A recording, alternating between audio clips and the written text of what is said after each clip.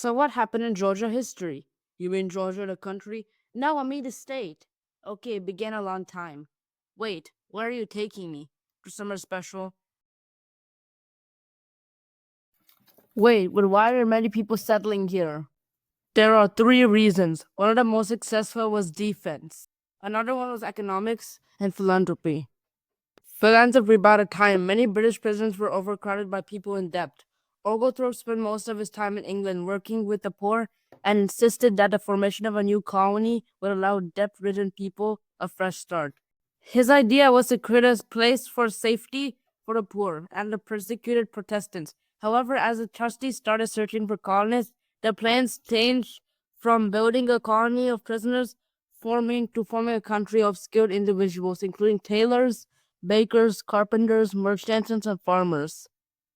While most of Georgia's first settlers were not wealthy, many of the skilled craftsmen were looking for a new start in the colony.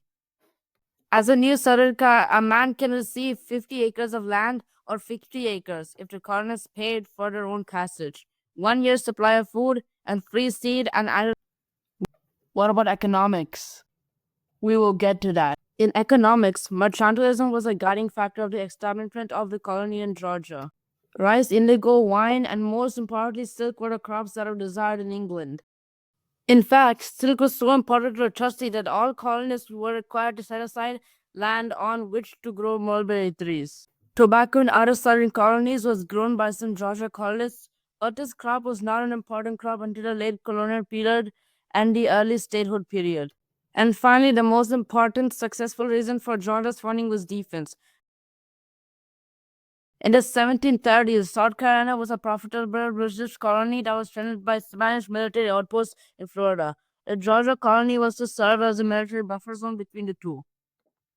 The colony was designed to protect the South Carolina from other enemies such as the French in Louisiana, along with the Mississippi River with the powerful American Indian alliances throughout the region. Wait, who founded the state of Georgia?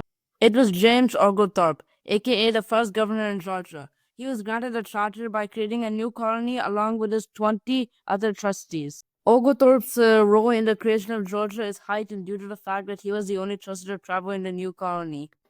He took on roles of both military and de facto civilian leader of the colony. During his time in Georgia, Oglethorpe befriended Tomochichi, Mary Musgrove, and American Indians, allowing groups of Jewish, Scottish, and German immigrants to settle in the colony, hitting the towns of Savannah and Frederick and fighting the Spanish on three separate occasions.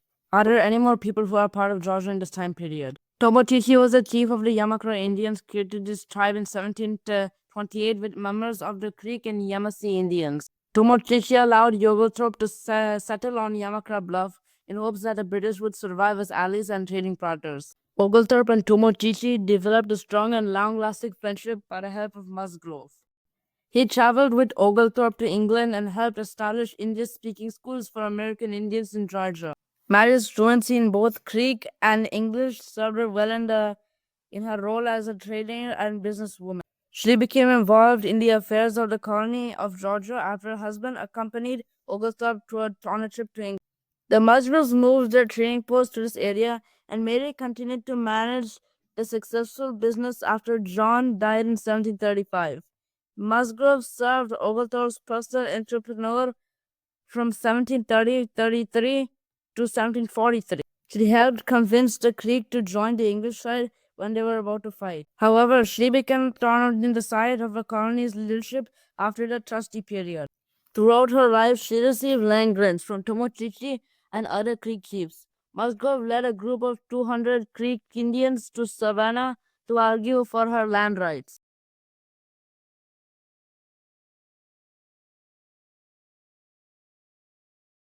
What happened to our transportation machine? I'll explain it later. But first, meet the Austrian style burgers. Who are they? Just be quiet and let me explain. They were a group of peaceful, hard-working, German-speaking Protestant refugees from present-day Austria. King George II offered them the opportunity to settle in the colony of Georgia. Upon arriving in Georgia, the Stahlburgers settled in a town in which they named Ebenezer, meaning stone of help. However, it failed because the settlement was too far inland and located in the area where that was too swampy with poor water. Once they settled in a new town, they became the most successful and industrial colonists in Georgia. They got credit for being the first group of Georgians to develop a water-powered geese mill, a Sunday school, and an orphanage. They were also the only group to have any large-scale success with silk production. The Highland Scots shared the Stahlsburgers' anti-slavery and valued the importance of hard work and religion. They were brought to Georgia by James Oglethorpe, based on their reputation for being some of the best soldiers in the world.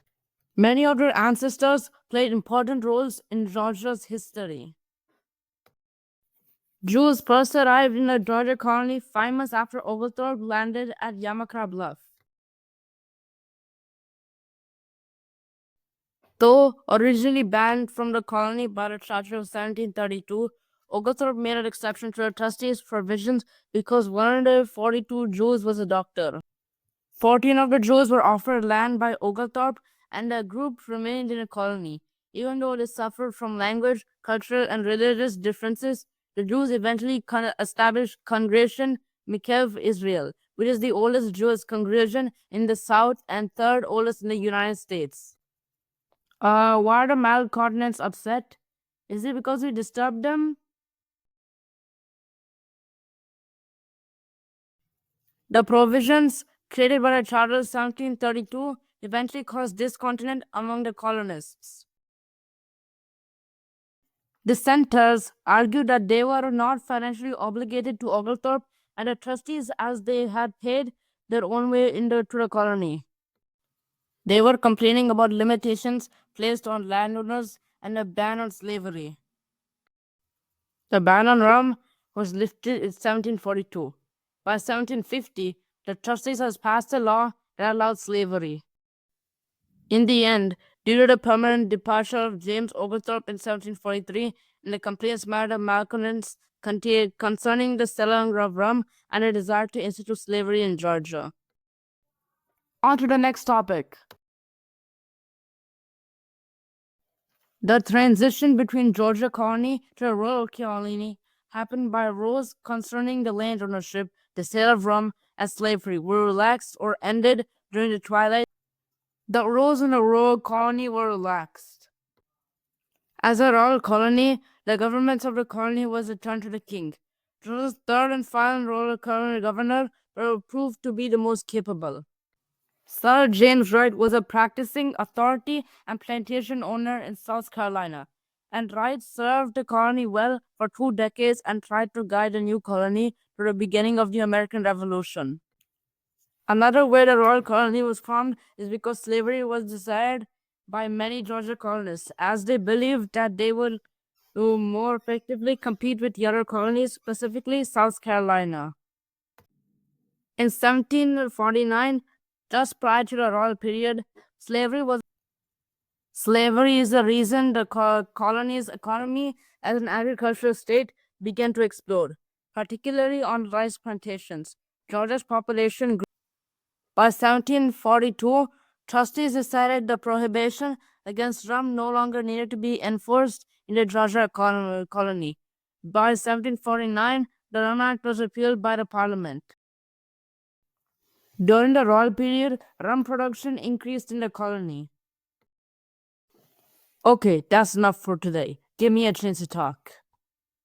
Okay, so the final topic he is going to talk about is risk crops. Okay, then explain it. I bet he can't explain it. Huh? Never mind, just say it. The risk crops actually stood for wine, rice, indigo, silk, and tobacco. The Georgia trustees decided that new settlers would grow grapes, indigos, and mulberry trees. Also, grapes would be used in making wine, indigo for blue dye, and mulberry trees would host silkworms for silk production. The only long-term success was indigo, but the most popular crops were silk, indigo, and rice. Silk fabric was a very popular and a sign of wealth during the 1700s, and China was a major producer. Rice, Georgia's first staple crop, became a profitable agricultural committee against the coast and encouraged the rise in great wealth for producers of the Indigo, the plant that produced the bluish purplish dye, was hardly desired by British textile producers.